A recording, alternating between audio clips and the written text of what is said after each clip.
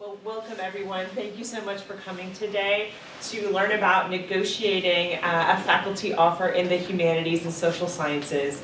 Today's event is part of the year-long academic job search series co-sponsored by the Graduate School, the Duke Career Center, and the Office of Postdoctoral Services. My name is Melissa Bostrom. I'm the Assistant Dean for Graduate Student Professional Development in the Graduate School, and I want to recognize my partners and collaborators who are here today from those other offices. Dave McDonald, who's Associate Director of Career Services for graduate students, and Jennifer Levy, who's Assistant Director, and also on the video camera today, Mark Matheson from the Office of Postdoctoral Services. So we're all very happy to welcome you here today. This is kind of the culminating event of our 3-panel series. So all of you are here today to give us the ultimate answers about the end of the faculty job search process. So we're really pleased to welcome all our panelists here today. So let me start to your far left, introducing our panelists. We want to welcome Dr. Mina Garcia, who is Associate Professor of Spanish at Elon University. She earned her bachelor's degree in English philology from the Universidad de Malaga, and her master's and PhD from Duke in Romance Studies. Welcome back. Thank you. To her left is Dr. Olga Hahn, who is Assistant Professor of Strategy and Entrepreneurship and Sustainability Distinguished Fellow at the Keenan Flagler Business School at UNC Chapel Hill. She received a bachelor's degree in economics from the Plekhanov, thank you, my Russian is terrible, Russian University of Economics, a master's degree in management research from Oxford University, and her PhD from Duke University. So welcome back as well. To her left is Dr. David Rohde, who is Ernestine Friedel Professor of Political Science here at Duke. And he earned his bachelor's degree from, I should have reviewed my pronunciation. Canisius, thank you.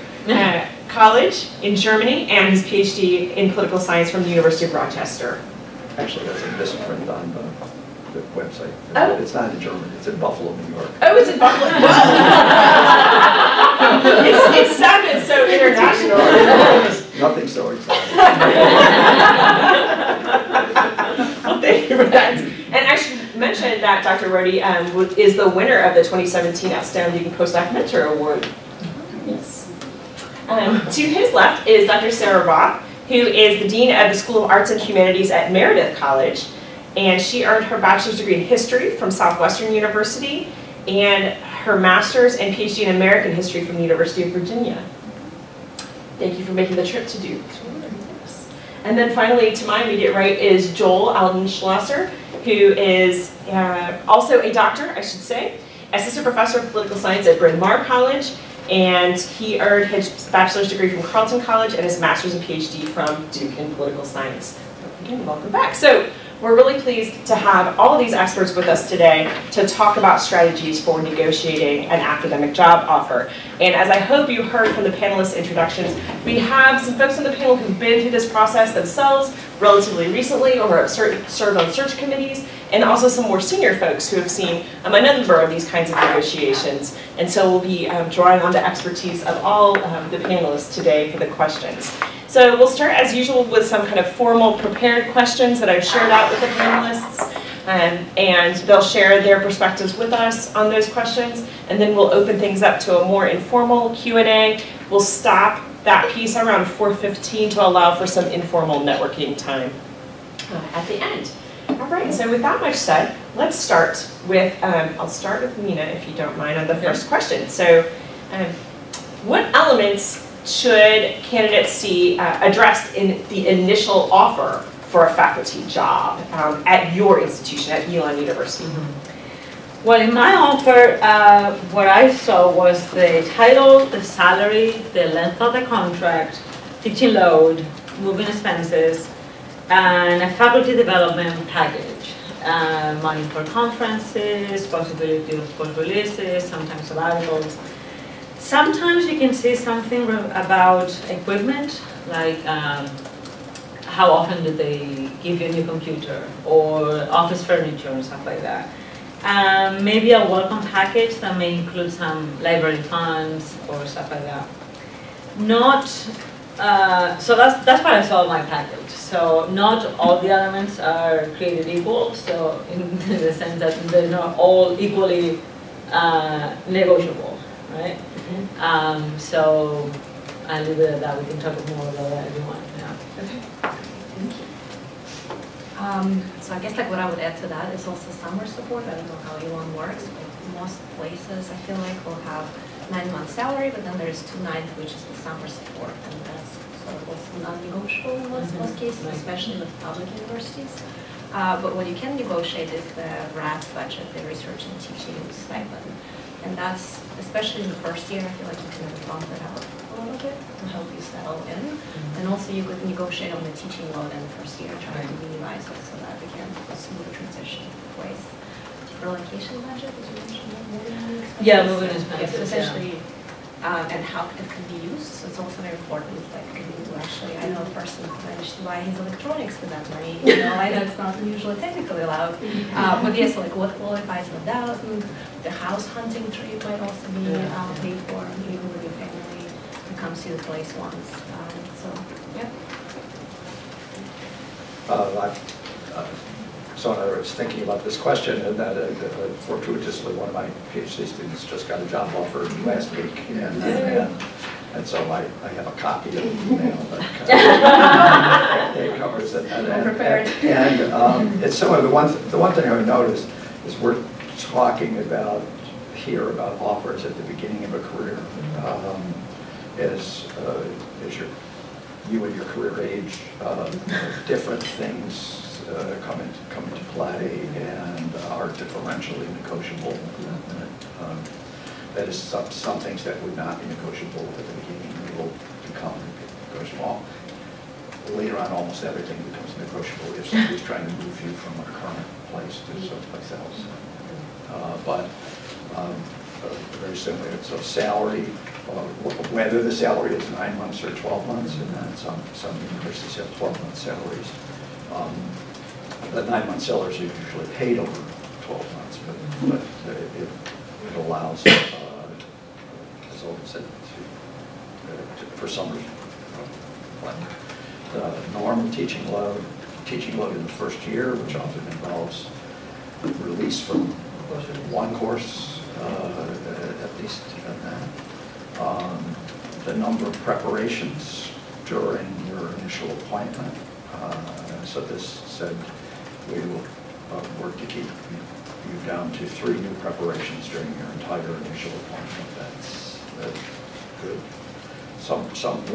Whether there is summer salary, many places don't offer any summer salary, and other places do. Research startup funds, how much, that often can be negotiable, but also the policy on how quickly it has to be spent. In this case, he has to spend it in 2 years, and so they'll take back what you don't spend.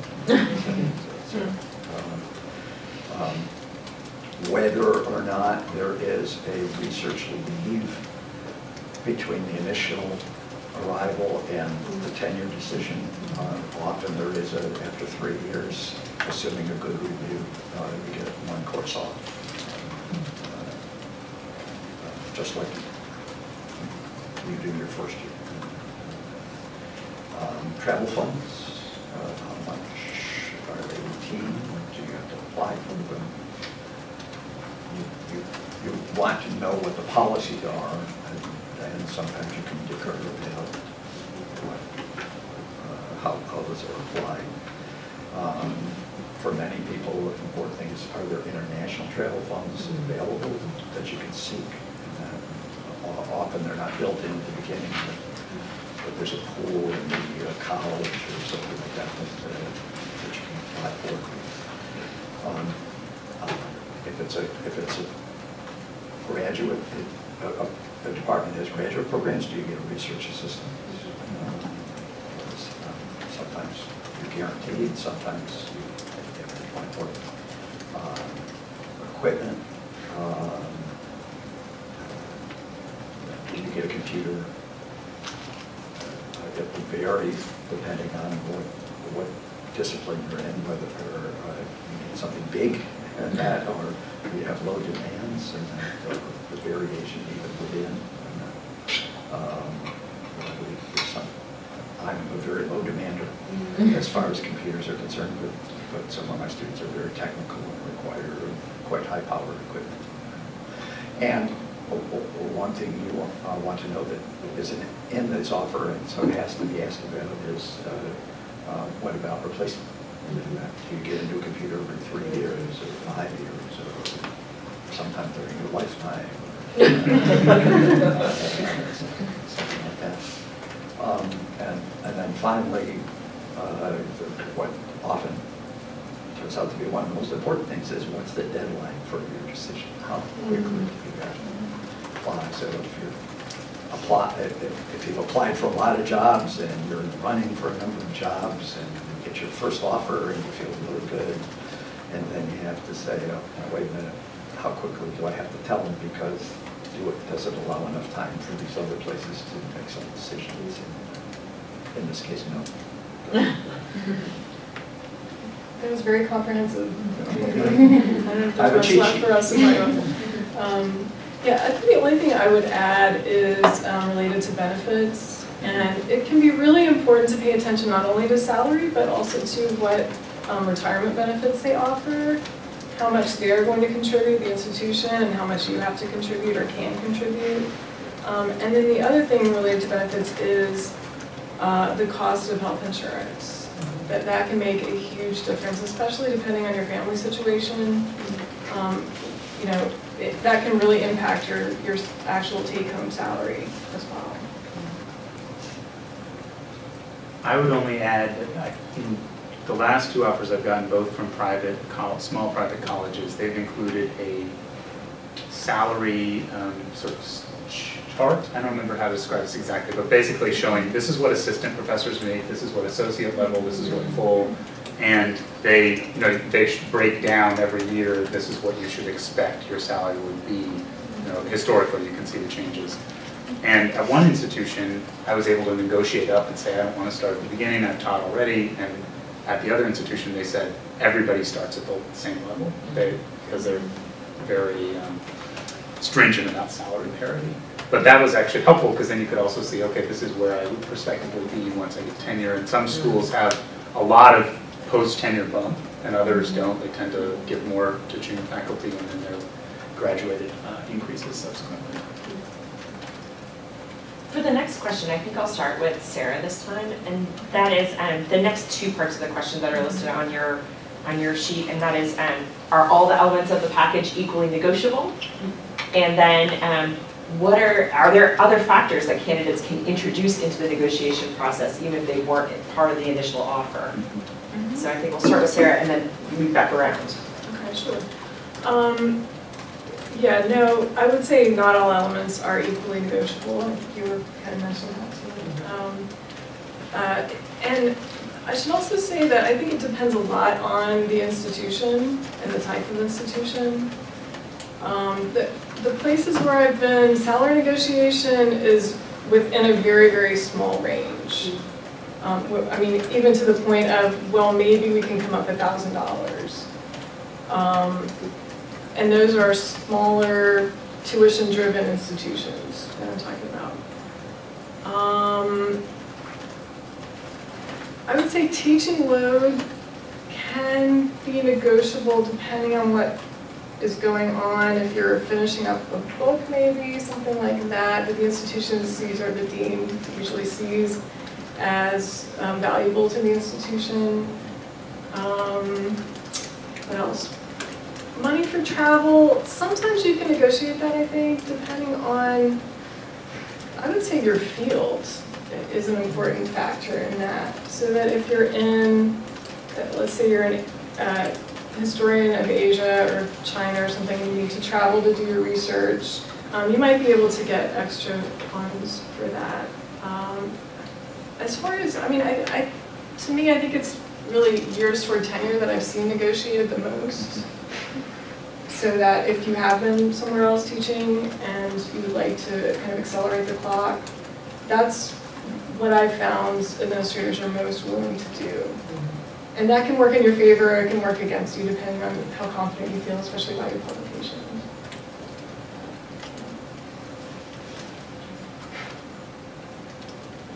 I've had good experience negotiating, but my wife, who's kind of an alt-ac, she's not a tenure track person, but she's been with institutions, universities and things. She's had some mixed experiences, so she's very bold and has asked for huge raises, but basically said, I'm going to ask for as much as I possibly think I can ask for and see what the response is, and she's actually gotten what she wanted every time except once that the offer was rescinded. So I had said to her, that would never happen, and then it happened. But it turned out to be all right in the end. For me, one institution just said no salary negotiation, period.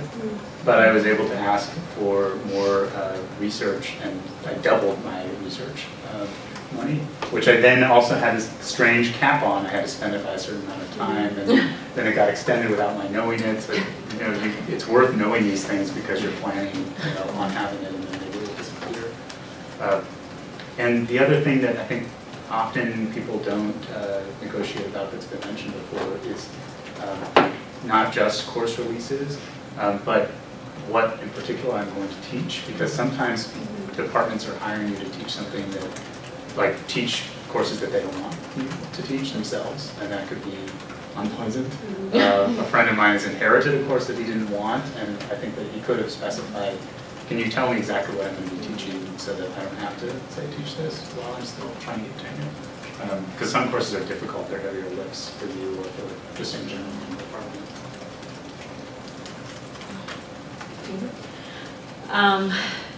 I think, in my case, I was able to negotiate a little bit the salary, but the only reason was because I had other offer in hand that was, higher. So they didn't offer me exactly the same as the other offer, but they made me sort of halfway. And so, although it's not normally, they don't normally negotiate up that much, they did in my case because I had something else. And the other thing that I was able to negotiate was the number of course preparations, right? Because our load is 3 and 3. And so I was able to reduce it to 4 course preps the first year instead of 6. And so I had 2 on 1 in one semester and 2 on 1 another semester.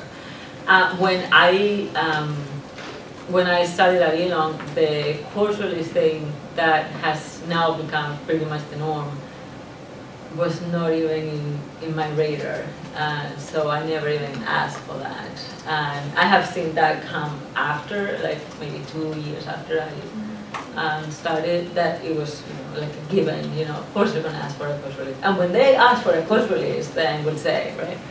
But when I went in the market, it wasn't even a thing, so I never even thought of asking for it. But I was able to negotiate the course preps, and I was able to negotiate the salary a little bit. Yeah, so I had this strange thing happen to me where when I moved to UNC, they also hired another person that year, and apparently I heard that you don't negotiate with public universities on salary, so I didn't even try, and it was already high, so fine. But then this person, she apparently negotiated. Apparently there is a website where you can see, for this field what the average is and whatnot, and so she negotiated it up. And then essentially after I already signed the offer and everything, they said, send me a new letter, a new offer with the revised salary based on her negotiation. So that could also happen. Just saying, it was very weird, but it happened. I did manage to negotiate a higher research budget based on a different offer as well. So of course, like when you do have to for you for then you can really see, oh, okay, this is what I can have. Right. And then like it becomes more obvious what you can negotiate for. So yeah, research budget mainly, but things happen in the market. Could I jump in? That just reminds me that for publics, that information is often easily available. Yes. For privates, the Chronicle of Higher Ed actually has a really good salary study, and there's tons of data about all private schools, which I've been surprised that people I've been talking about this don't know. But you can go there and you can say, okay, what are peer institutions? What are their starting salaries? And use that information in negotiation. And I think that's really useful. And then there are calculators to determine how much it would cost to live in Philadelphia versus Raleigh.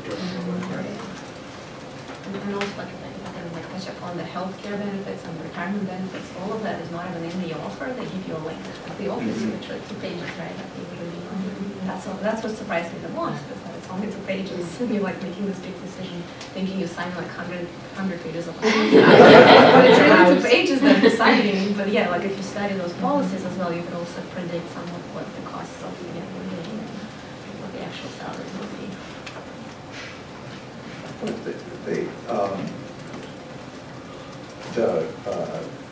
The things that, like health benefits, and that, I mean, those are standardized, right? And that is, they apply, so you don't negotiate about those, but you do want to find out about them, and that, you know, and the Duke site has lots of pages. Lots of pages. And you have to figure out Yes. what the implications for you are, as it depends on your family situation.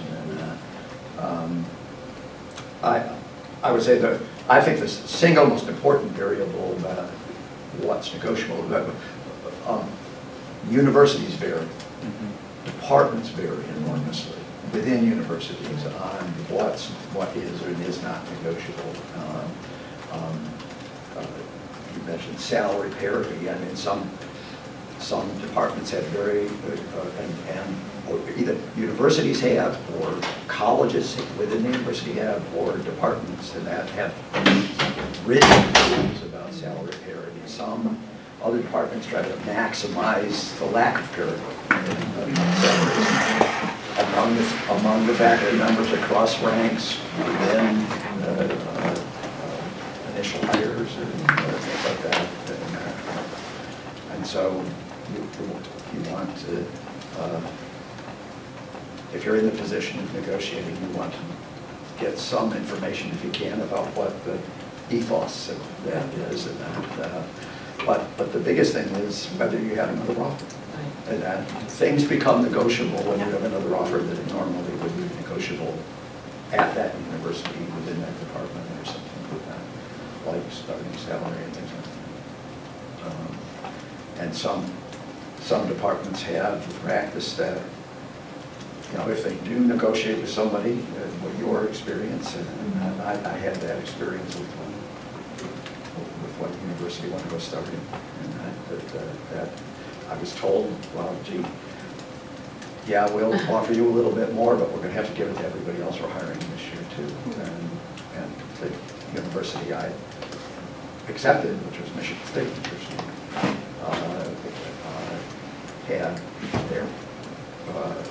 had no such policy. And that was one of the main reasons I chose it, because they didn't have policy. And so, you know, you just have to find out. It is perfectly reasonable to ask about things. And then one last thing I'll say about this is that I was department chair for 7 years, and so I was on one side of these bargains, and then I had job offers over the years. And a practice that I adopted, and I encouraged people to adopt when I was negotiating with him, was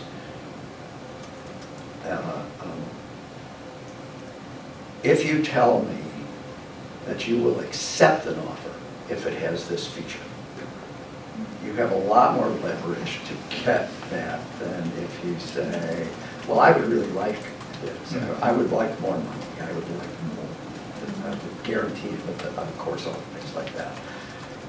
And then if they're going to go back to the alternative and keep going, bouncing back and forth, and, a department chair often can persuade their dean to be responsive to a request if they know they're going to get this person as a result.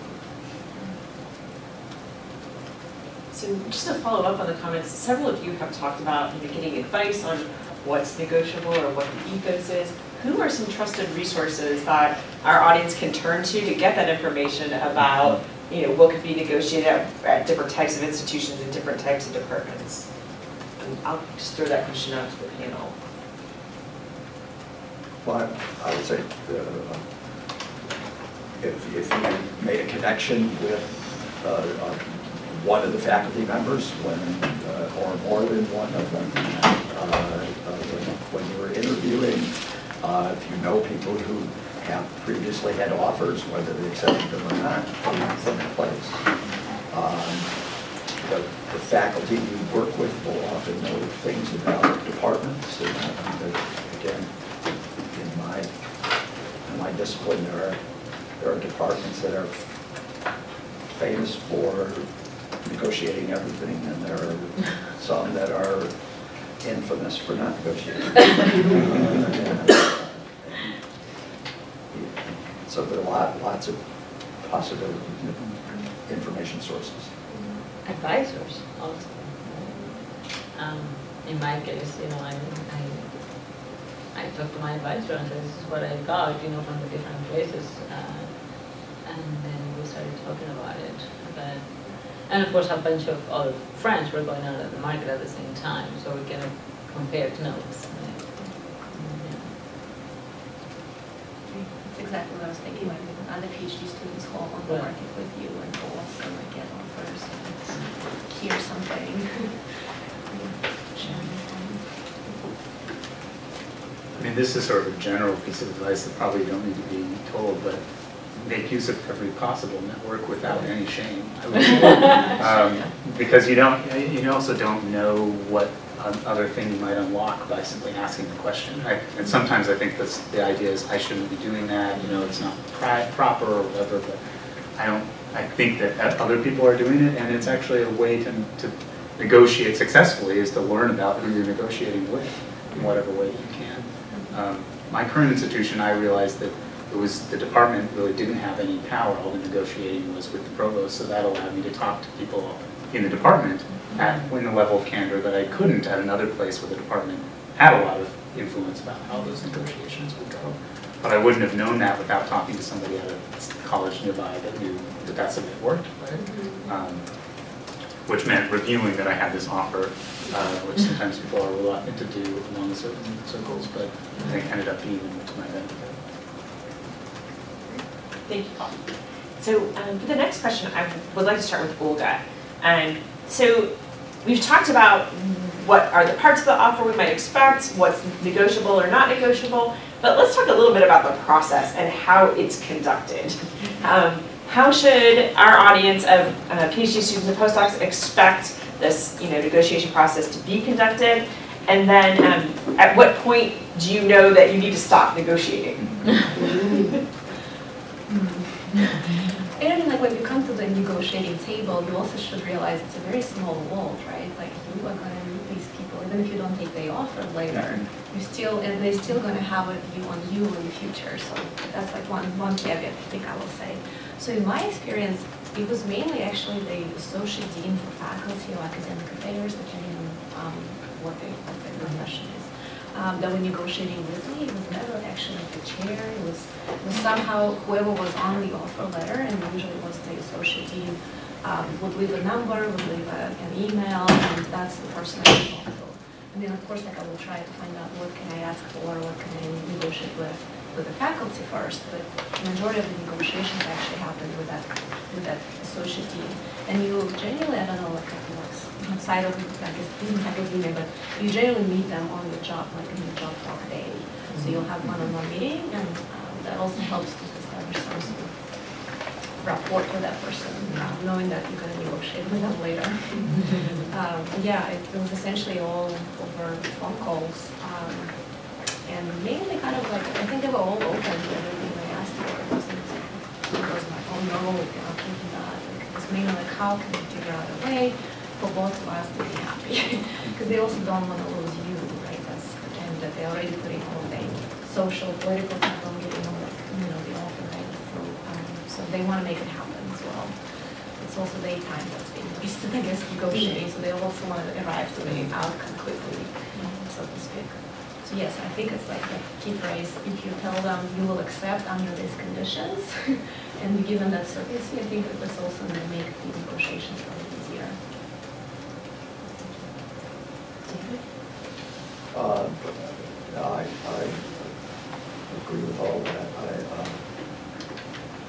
You, again, I mentioned ethos, departments and universities vary.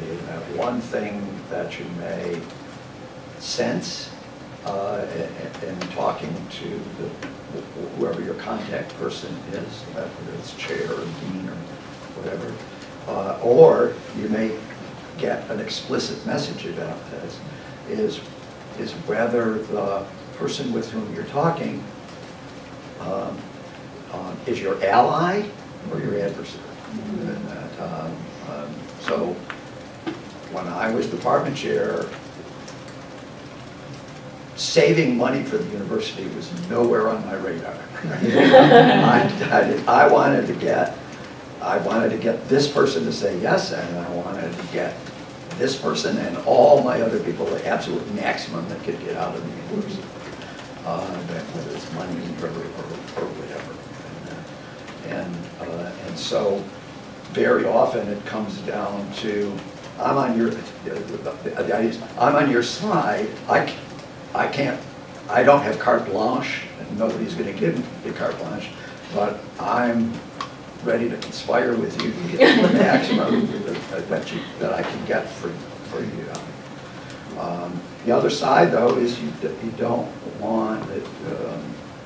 As Olga said, you're going to meet these people. Whether you say yes or no, you're going to be interacting with these people, and you don't want to be seen as greedy or unreasonable or things like that. Because offers, even if they're not withdrawn, the process could potentially unravel, and the person would stop coming. I had one negotiation one time where I told the person, I think it's a really good idea if you accept the other university's offer and not ours, because I can pretty well guarantee you're not going to be happy. He did.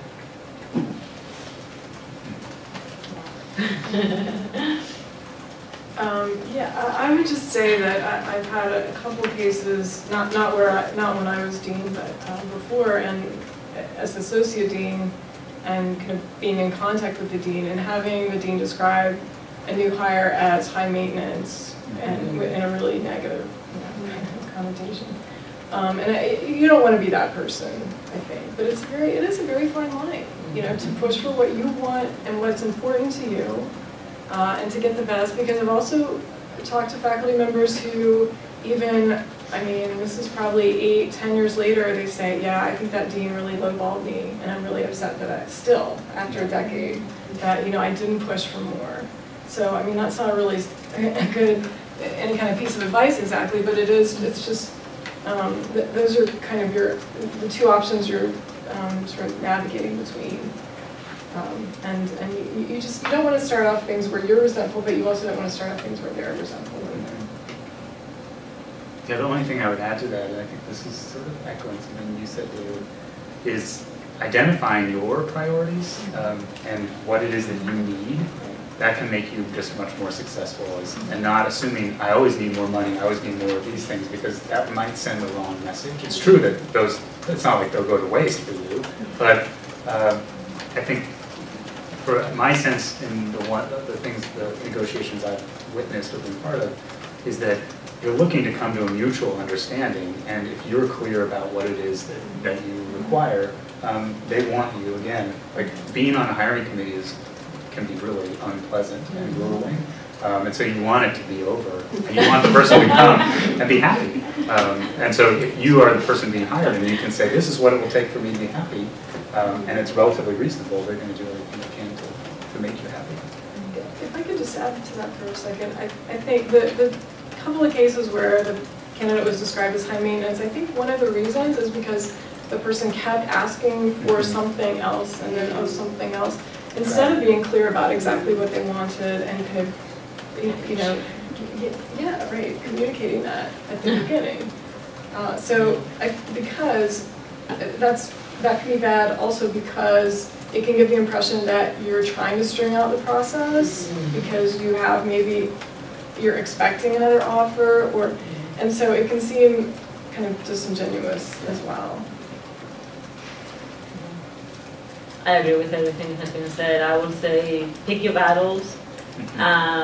You know, concentrate or focus on the one thing that you want. And chances are the dean or whoever's negotiating with you is going to say yes to some things, it's going to meet you halfway in others, and it's going to say no to others. So, you know, so pick your battles and really do that. But at the same time, you don't want to be going back and forth, you know, 3 or 4 times, because at some point people start wondering if they made the right decision, and you don't want to be in that case, right? You don't want to be in that position.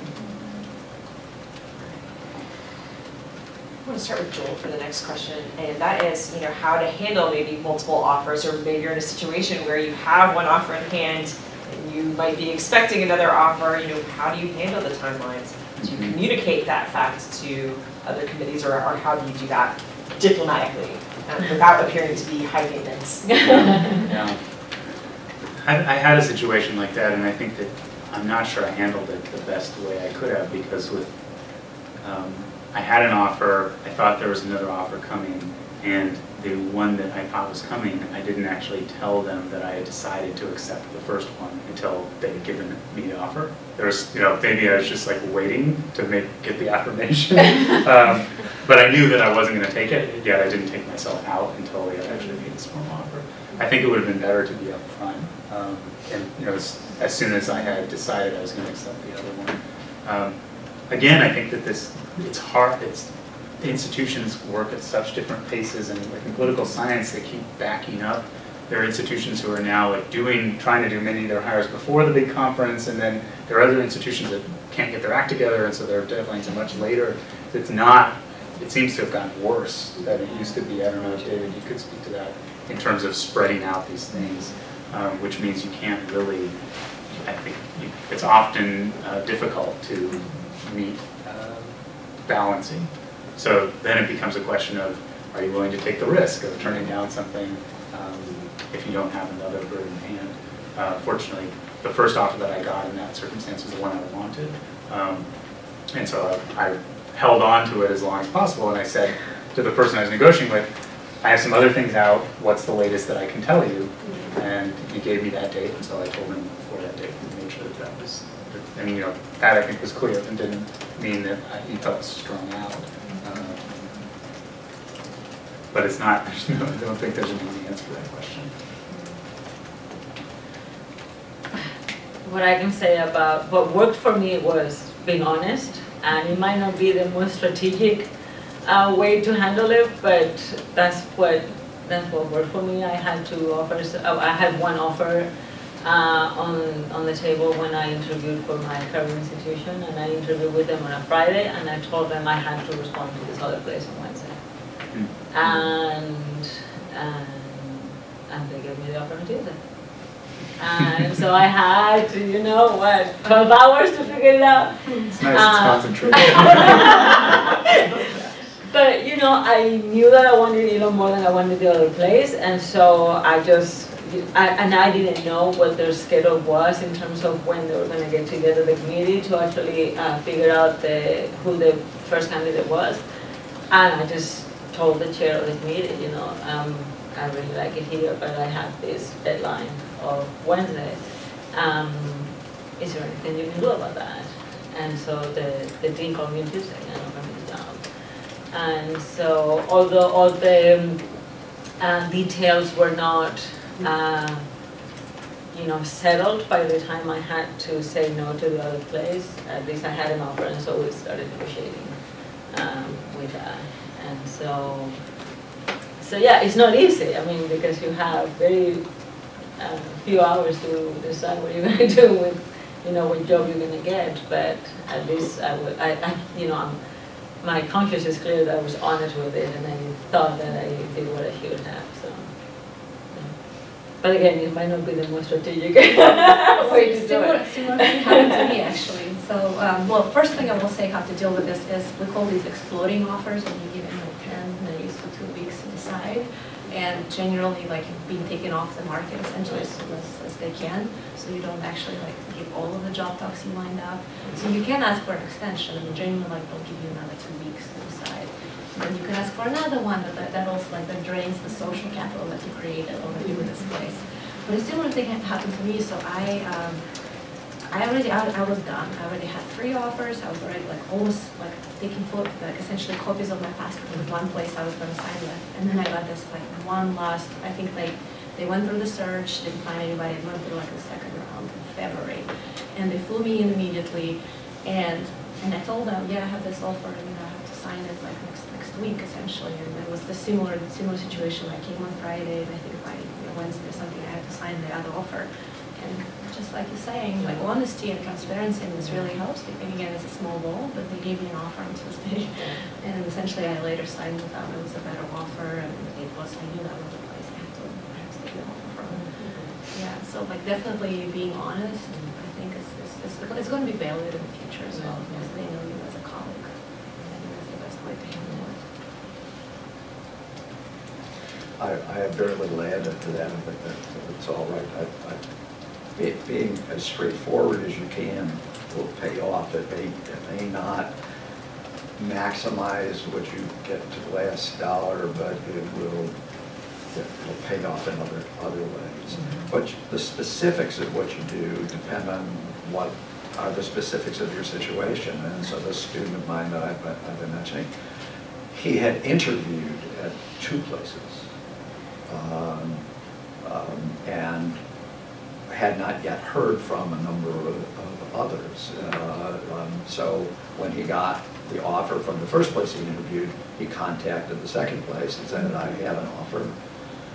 I don't know what your situation is. And they were able to tell him that they would not be able to move quickly enough in their decision process to be responsive before his deadline. So he knew then what he was dealing with. And then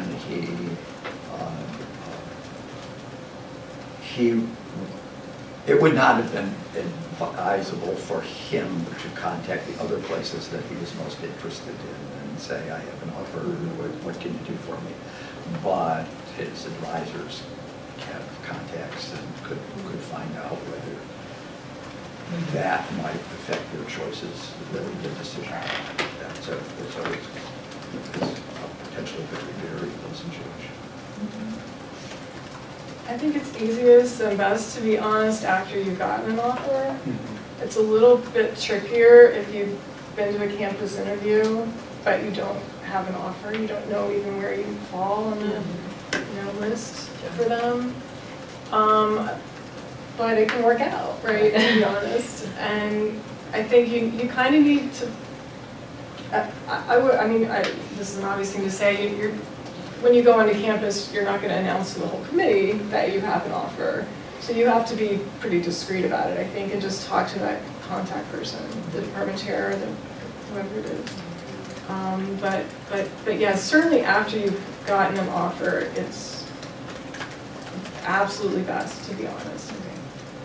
And just say, I need a little more time, or whatever. Thank you. So I'd like to start with David for the next question. This is something that I think has come up a couple of times. And that is, I'm going to actually skip to question 5 for everybody on the panel. If an applicant has teaching experience from another institution and they're coming in and negotiating the offer, how does that conversation go? How does one negotiate for, say, speeding up the tenure clock? What's an effective negotiation strategy from your standpoint? Again, I think this is one of the things that different places will have different policies, and some of them are very rigid about this, and some are very flexible. At Michigan State was extremely flexible. That's what I taught before I came here. For 35 years, and they became more standardized over time. And that is what I could do for someone became less fluid than that, but very often it was possible for us to move as quickly, or for my department to move as quickly as we wanted to, and so I guess given the variability and uncertainty, this is just something I would advise people to ask about when they're talking to a department that is, note that you have taught before or even if you haven't, and that is a fluidity in the process, even if you don't have experience in those things. Do you have a policy on early promotion? I mean, that's not something I would advise bringing up unless you were in your personal academic situation already indicated that might be relevant. I guess that's the way I would put it. So. Yeah, I'm not sure about salary. I really, at the places where I've been, if it's possible to negotiate that too. Again, that's maybe $1,000. But certainly, the places where I've been, you need to upfront agree on a number of years that you can bring in toward tenure or toward promotion, and so that has to be established in the negotiating process. And I mean, the only way that you can bring in years is if you have experience, right? So I think I mean, I said this before, it can work in your favor to get 2 or 3 years toward tenure, and often there are institutional policies about that limit that. So you should try to find that out as well. And if you're churning out publications, that's probably what you want to do. If you're not, then it's maybe not to your advantage to try to speed up the clock. I said earlier I had success asking for increased salary on the basis of previous teaching, and I also sped up my clock when I came to Bryn Mawr. And although I only was accelerated 1 year despite having taught for 5 years, and yeah, I mean I asked for 2 and they said no, but I had, I think, decent advice from a colleague at Carleton. He said at small schools it's often not a good idea to speed up because so much of the tenure decision depends on perceived fit. Because they're, especially small private schools, I should say, they don't have standardized criteria for tenure. They want to make sure you work at the institution, and that's a two-way relationship. And if you don't give time to establish that relationship, you could be surprised in an unpleasant way when tenure comes around because you haven't built those relationships. And so I was glad that I've taken time, and it hasn't felt like a slow process, even though I'm sort of more accelerated than people who are a year in terms of where my research is and how experienced I am teaching. Again, I asked for more and I didn't get as much as I wanted, and if I had gotten what I wanted, I would have more money because I would have started at a higher salary, gotten the tenure bump sooner, but there was no negotiating on that particular thing. You can speed up the clock. Instead of 6 years, you can do either 5 or 4, depending on your situation. And again, that can be beneficial or bad idea or whatever, because of the same thing that you were just talking about, because of the time that it gives you to actually fit in the institution or to be perceived as whether you fit in the institution or not. You can, I guess, leverage a little bit what publications are going to count towards the towards tenure, especially if, for example, if you're changing maybe from in the same institution from lecturer to assistant professor or something like that, or if you're changing or you're just finishing up with some publications in your last institution, you can maybe count those towards the tenure where you're going up, and not in the previous ones. So that kind of stuff you can think of. But for example, at Elon, there is not like a set policy of what you have to have in terms of publication for tenure. in the handbook, it says that it has to be ongoing scholarly, and ongoing means different things for different people. So, I think what they're trying to get is to people who don't just publish for the tenure process, but who have sort of a culture, sort of a so it's built into their school years and not just, like study for the test kind of deal. And so it depends very much in what in your situation. But I would say, speeding up the clock is not always the best idea. You can get your tenure before others. It doesn't always pay well to get there faster. That's what I was going to say. In my field, everybody moves so that they extend the tenure clock and shorten it because they don't want the administrative work that comes with tenure.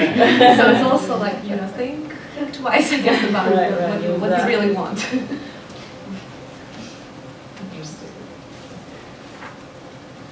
So let's turn now, and I think everybody's started a question now, so I'm going to start with Mina this time.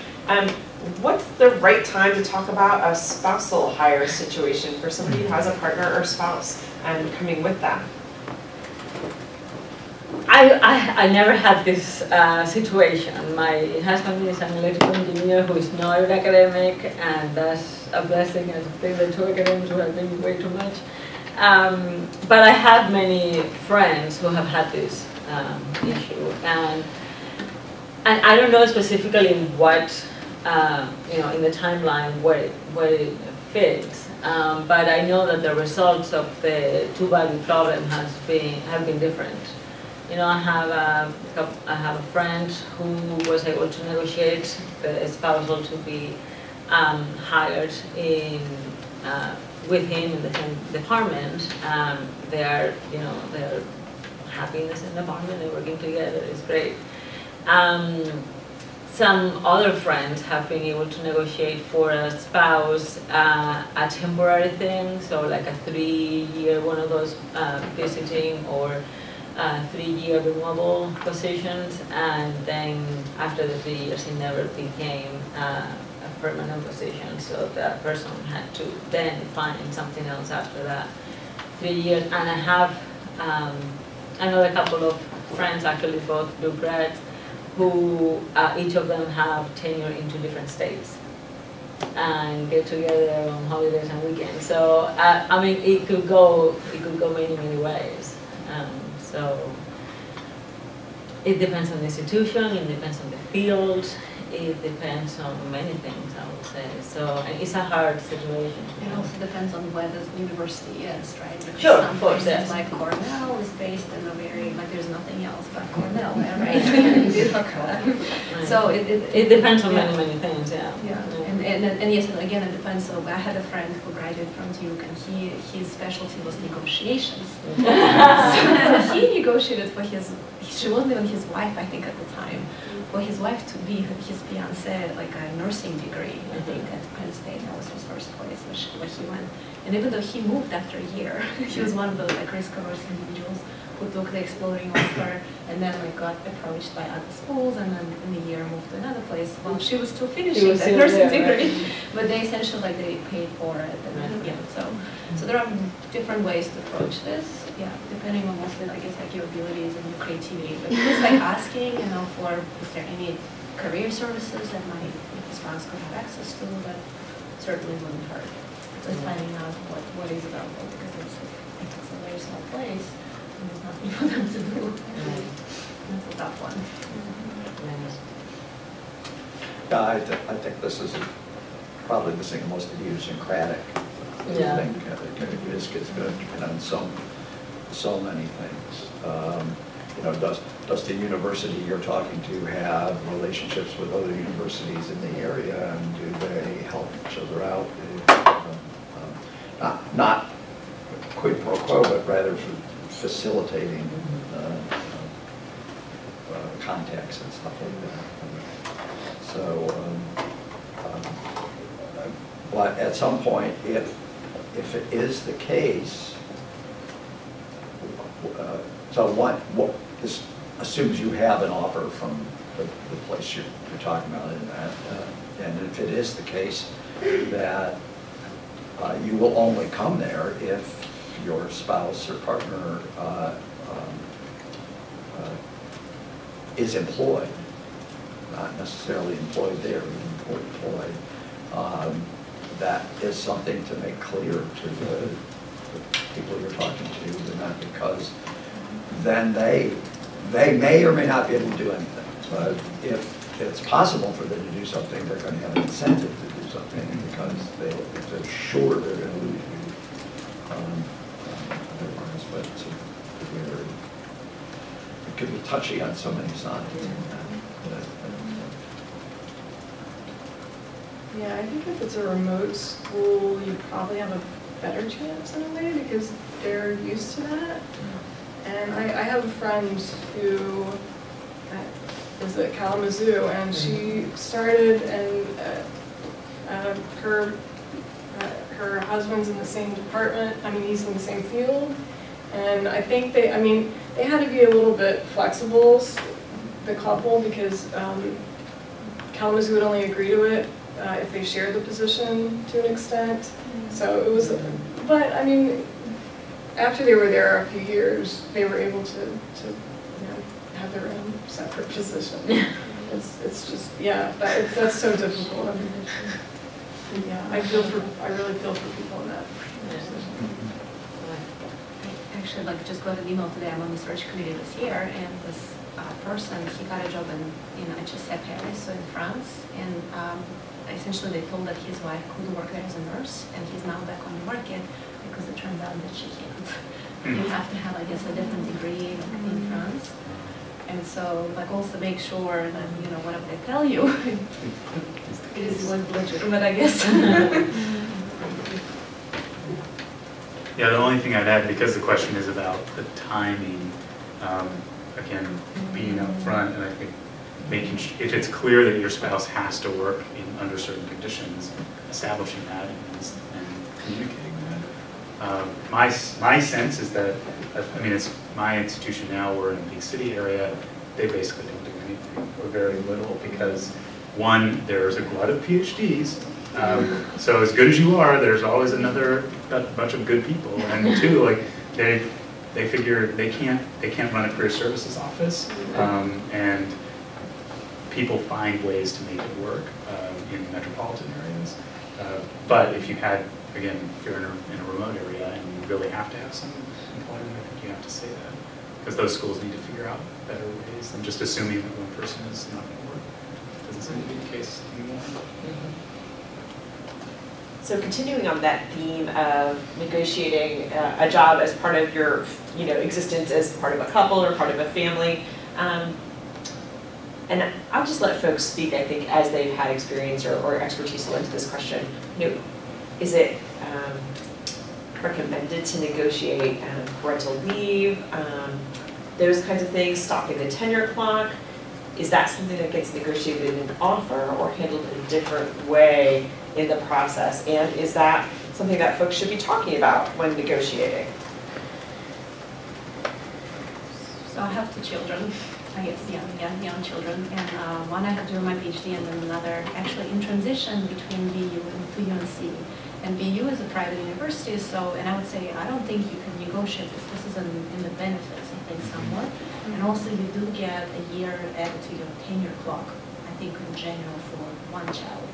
In some universities for each child, but up to two, I think, you get an additional year. And I think even for men now, but even for others, right? I don't know, it depends, I guess, on the school. Depends on the school. But I think it's kind of automatic. But so what happened with BU, so I was expecting a baby, and they, not only did they give me a teaching release the next year, but I had to apply for this program. They had a childcare center. They're giving me a break, essentially, for half a year, for one semester. But then, as I was switching into my UNC came through, and they invited me for a talk, and they gave me an offer, and I was moving to UNC, and just like in between that, my son was born, and so he was born before I went to UNC, so they didn't add me another year. And because it's a public university, and apparently I guess the North Carolina does not offer maternity benefits at all. So there was nothing. But I think we all in this career, because it is flexible and because we can sort of manage our own time, like I would still work with the baby, you know, in the crib, like I would still work on the computer at home. So I don't think it should be even something you should negotiate or think much about. I think we kind of like manage our own time. We're our own sort of managers. It's very entrepreneurial in a sense. It all depends on you. If you don't do your work, nobody will. Nobody's going to do your research unless you have a research assistant who's good. So I don't think it's actually negotiable. I don't know. How's your experience? I've never heard about negotiating it, but in most places there are policies and they apply to everybody. And so it's I think certainly a good idea to inquire about policies. But I doubt that there would be a specific, an individualized negotiation of that. The two places I've been have been pretty family friendly.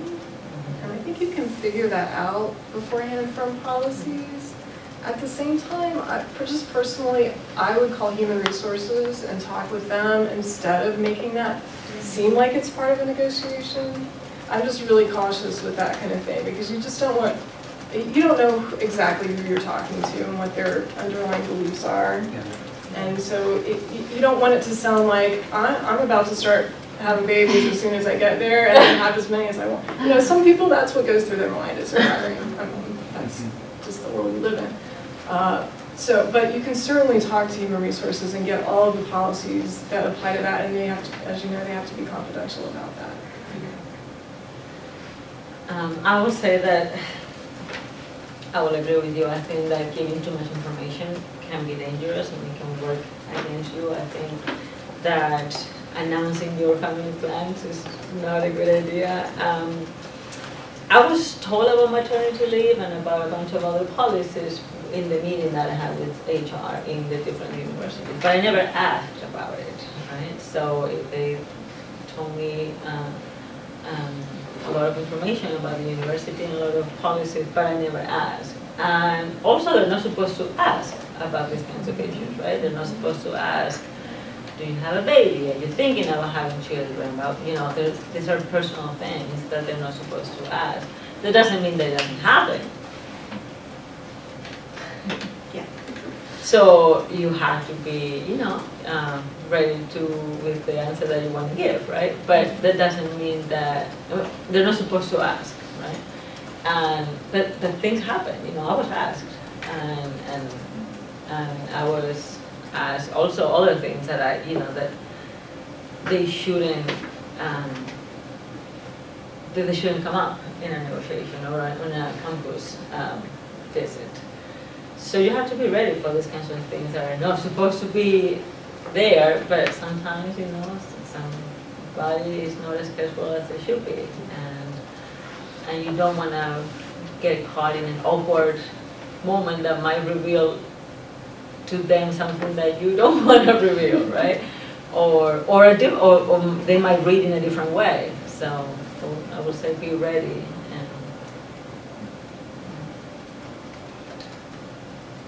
So I'm going to just jump down panel to the last question on our list for our last kind of formal question, and that is, you know, do factors like gender, race, and age play a role in the negotiation process? Are there ways to mitigate any disparities that may be out there for candidates? I'll, again, let folks jump in as they feel moved. I think there's two things here. In the job searches that I have chaired, the committee is the one that gives a recommendation to the dean. But the negotiation happens with the dean, right? So if there has been any impact of age or gender or any other thing like that in the committee making a decision, that doesn't necessarily transfer to the negotiation with the dean. And normally the committee has more of a relationship with the candidate when they visit campus more than the dean. So if those things have an impact on the decision of the committee, don't necessarily have to filter in the negotiation process because it's with a different person. I guess like I was lucky both times I really negotiated, 3 times even, it was with women. The social teams were women as well.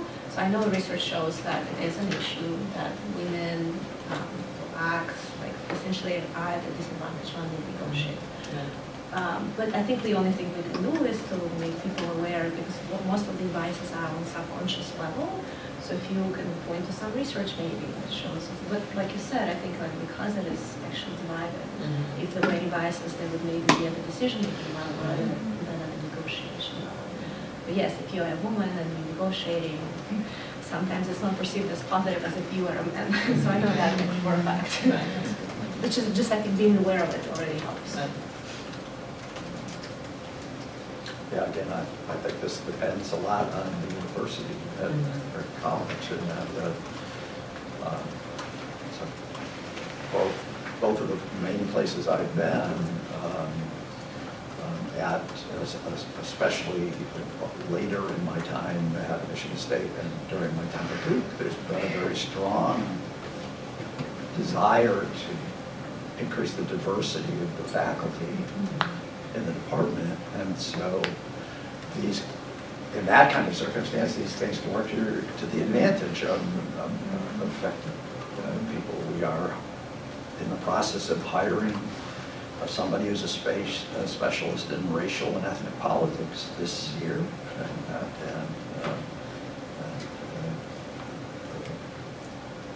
so that matters. We wanted more women on our faculty, and that matters. And so it depends. Actually, to add to that, because like sometimes it actually could play to your advantage, because if the group is really solid in diversity, then everybody wants to within the symbol of diversity, and to start doing that. At Meredith, we're a women's college, and we're hiring a couple of positions right now, one of which is in a department that is all male. And so women are at, I catch myself doing this, but I keep asking the chair of the search, okay, what is the pool looking like? How about, what's the gender breakdown? Because it just would be great to have a woman on that faculty. And I think that race, it certainly, in my experience, can work in your favor if you're a minority. So we have a few minutes remaining to open up to the audience for questions that we haven't addressed yet. So we can right here. I have a question, and that's, to what extent do these negotiations typically take place on phone calls with the person you're talking to, or email, or are you often getting first a phone call with an offer that you need to be willing to respond to, and what do you say, and do you follow up with, well, I just want it in writing, or I guess I'm always more comfortable writing things out, and then I hear about a lot of phone calls being mentioned, so just wondering how that happens, or if there also differs from institution. I think, in my case at least, the initial offer comes in the phone. The dean who is assigned to that department or to that search calls you, and he or she starts giving you the details of the offer on the phone, and normally follows up with an email. And then you normally are given, a period of time, which can vary a couple of days or a couple of weeks, I guess, in which you can start going back and forth, and each time, by email, right? And then each time, you may actually get a revised copy of that, right? But the initial offer is on the phone. Same experience here. Yeah. So I think that's your bribe. I'm really doubtful about a place that made you an offer through the mail without talking to you in the first place. But once that point has been reached, now negotiation by email, I think, is fairly standard and probably desirable, because the last thing I would say is that you want everything you've negotiated about in writing in your final offer, because the best will in the world, the people with whom you negotiated may not be in those positions later on when the promises become relevant. And if they're not in writing, they're not bound by it. And we want to make sure that universities are bound. So another hand right here. I'm wondering if any of you can speak to positions that are open to ABD applicants and then are also open to hire an applicant who's still working on finishing their dissertation. So in my field, this is relatively common. I've had a lot of colleagues who have done that. Some have been really successful at finishing their dissertations, some not so much. But I'm wondering, particularly for the negotiation process, if you have much more kind of limited range to negotiate within, or any other comments you have on that particular situation. So we just hired 2 people last year, and both of them went the route where they didn't defend before coming to Carolina, because that extends their clock by another year. And our clock is already very short, it's 6 years. Essentially, that gives them, another year. And if they have a baby, then another year. And then the chances are higher that they'll actually get tenure. Yeah, so they're rigging the system a little bit, but I think it's becoming more common. And I think it's in the posting that APDs are welcome to apply as well. Yeah. Yes. How does all this work for a dual appointment? Like, say in applied statistics, it's common to have you're appointed in, say, education, the Department of Education and statistics. So how does the negotiation work when you have a dual appointmentship? That's even more idiosyncratic because this must vary by university and will vary probably with any university by which departments are involved. The standard that I'm familiar with, which may not be universal, is that in every case there is a legal tenure home. Mm-hmm. Right. And if that's true, the logical place for the negotiation to take place is with the representative of the legal tenure home. And I'm assuming that's not divided, which it ought not to be. Usually the secondary department will have a say, and this is true even if you have voting rights in both places, which is another thing to find out. See, I've always wondered that the dual appointment is very common, but I always thought, do I have to negotiate with 2 search committees or? Usually not. No. Oh. But your question actually brought up something from my memory. So I was at Oxford for a year, my master's, and they have so there's a business school and then there's a college you're affiliated with, and you have to get tenure in both. And so that creates all kinds of challenges trying to meet 2 different audiences, so to speak, on their criteria, what you need to do with the college and what you need to do with, I guess, the university, the department that you're in. So also kind of be aware of those and do your job search, or it's way more complicated to get tenure at 2 places simultaneously than at 1. That's all I'm saying. If they have different requirements, right? Yeah. Yeah, you're not aligned with those. Do we have one more question? Yes.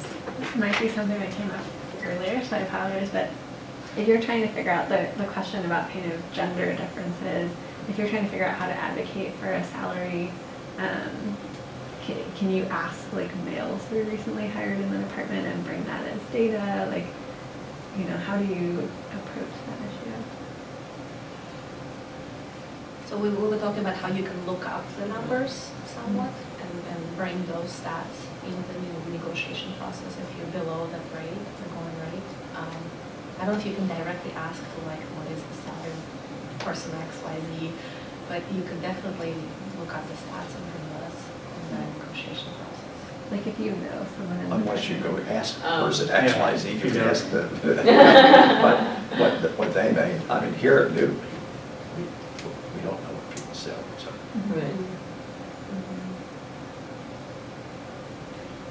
Well, on that bright note, I